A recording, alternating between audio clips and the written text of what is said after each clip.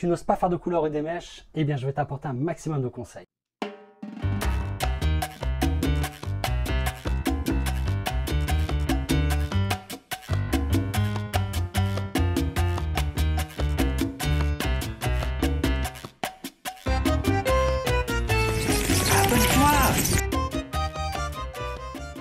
Bonjour les irrésistibles et bienvenue.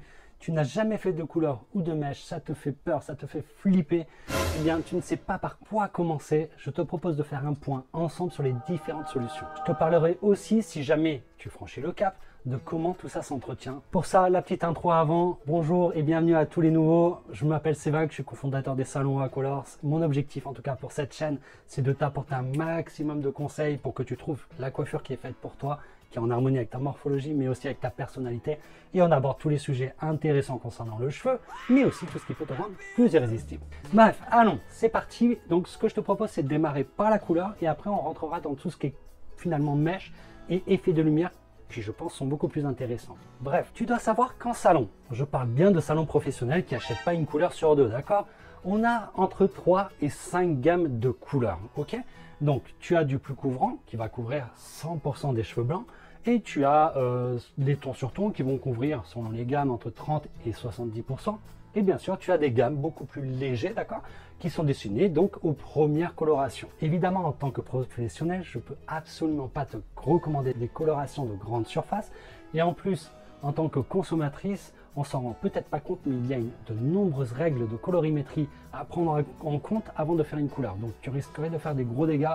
Et la colorimétrie, si je devais te faire une vidéo là-dessus, il y en aurait à peu près pour 4 heures pour te transmettre un maximum, en tout cas de mes connaissances, pour éviter les bêtises. Donc, bref, en tout cas pour une première couleur, je t'invite à aller en salon. Avant de rentrer dans le détail, je vais te sensibiliser sur un petit élément qui est important à mon goût. C'est que pour la couleur, bien, il faut que tu tiennes compte de ta carnation de peau, d'accord? Si ton teint est chaud, ben, tu fais une coloration chaude. Si ton teint est froid, tu fais plutôt du froid. Si tu sais absolument pas quel est ton teint de peau, je t'invite à aller sur la chaîne et tu as une vidéo qui est faite vraiment pour ça, quelle est ta carnation de peau et pourquoi c'est important. Et je t'explique tout et comment savoir finalement quelle est ta carnation de peau. Donc c'est important et tous les coiffeurs ne font pas attention à ce détail-là.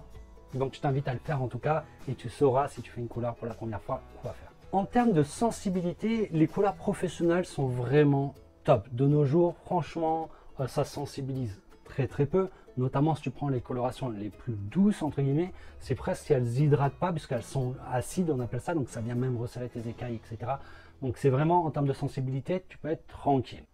Alors la question est, est-ce que si je fais une couleur avec la gamme la plus légère possible, est-ce que je retrouverai ma couleur naturelle derrière? D'accord, c'est souvent la question qu'on me pose. Et la réponse, c'est non. Une fois que tu auras fait une couleur, tu ne retrouveras pas ta couleur naturelle. Même quand ta couleur va partir, finalement, tu vas arriver sur ta couleur naturelle, mais tu vas voir que ton cheveu, du fait qu'il aura été oxydé une première fois, eh bien ton cheveu va éclaircir légèrement plus. Rien de fou, mais en tout cas va éclaircir légèrement plus. Alors, il existe une autre solution, voire deux autres solutions. La première, je ne vais pas m'attarder dessus, c'est le henné qui colore naturellement. C'est efficace, ton cheveu est magnifique après, il n'y a rien à dire.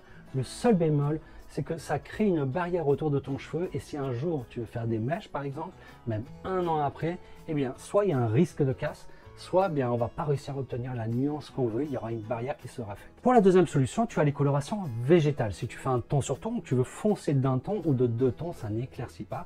Alors, parce que c'est complètement naturel, donc tu imagines bien. Hein. Mais faudra, voilà, si tu veux foncer de deux tons, appliquer parfois même deux couleurs coup sur coup pour y arriver. Le X est souvent son coup. Le temps de pose est quand même relativement long et c'est normal. Et deuxièmement, il y a parfois des reflets verts qui sont au départ, mais en tout cas ceux qui créent les gammes maintenant prévoient souvent une crème qui permet d'enlever cet effet vert.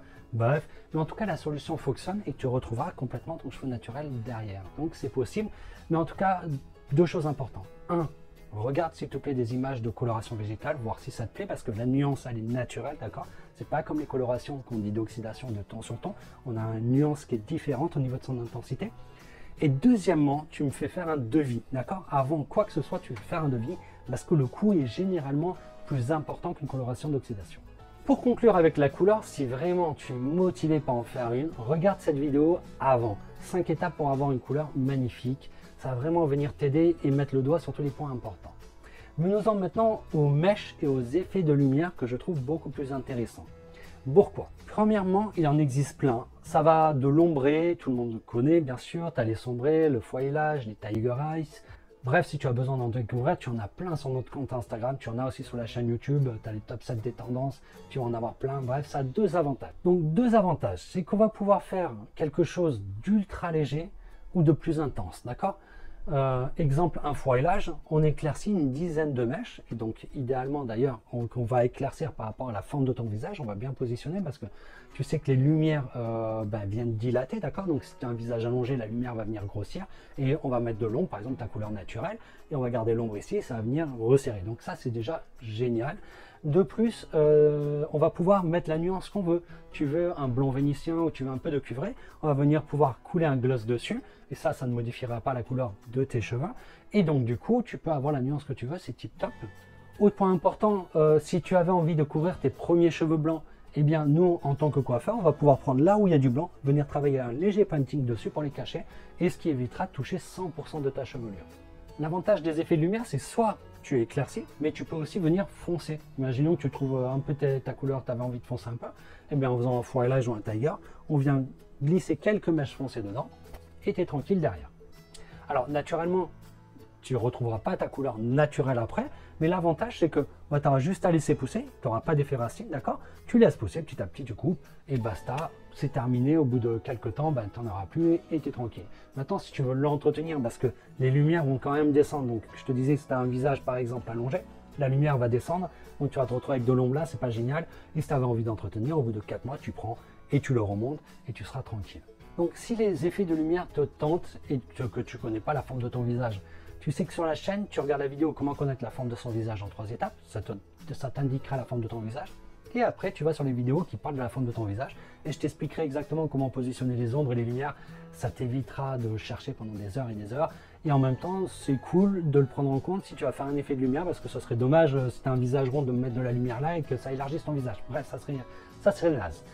Tu trouveras aussi des vidéos comment trouver un bon coiffeur, quelle est ta carnation de peau, je te l'ai déjà dit. Bref, tu verras, fouille, tu trouveras plein de choses assez intéressantes. Pense à t'abonner, pense au petit pouce. Si tu as des questions, ne te gêne pas à les mettre en commentaire.